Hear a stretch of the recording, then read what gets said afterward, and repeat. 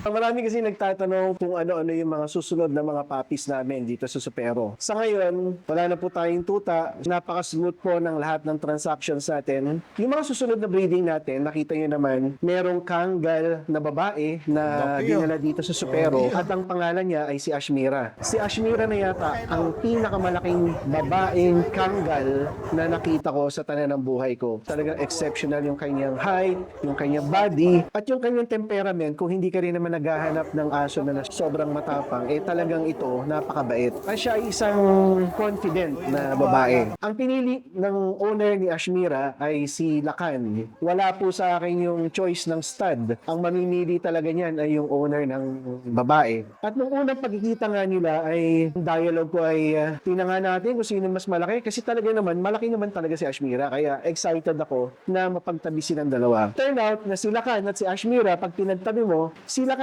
meron pang mga 1 inch na laki versus kay Ashmira.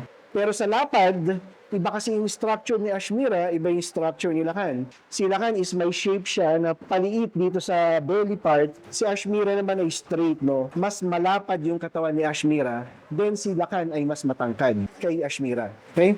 So imagine natin, pag nag-take to, Ashmira at Lakan, parehong matatangkad, parehong malalaki ang katawan, parehong tanggal. Ang ine-expect natin dito ay mga super giant puppies. Hindi na bababa ng 80 centimeters ang mga tuta nito. Since si Lakan ngayon is nasa 92 to 95 centimeters ang height, while si Ashmira naman ay nasa mga 85 to 88 centimeters. So, ine-expect na natin na ang mga puppies ito ay talagang malalaki. Walang tulak kabigin yan.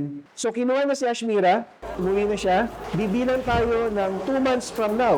At maghintay na lang po kayo sa mga updates namin, sa mga vlogs namin. At sana mag-take po ito. Dahil ito na rin ang pinakahuling breeding ni Ashmira. At kung nag-take to, ang mga puppies nila ang magtutuloy ng bloodlines niya na hopefully ay matuloy talaga at mabuntis dahil itong bloodline na to ay kailangan itago ng Pilipinas dahil ang bloodline na to ay may pagmamalaki natin sa buong mundo. Yun lang po at maraming salamat sa panonood.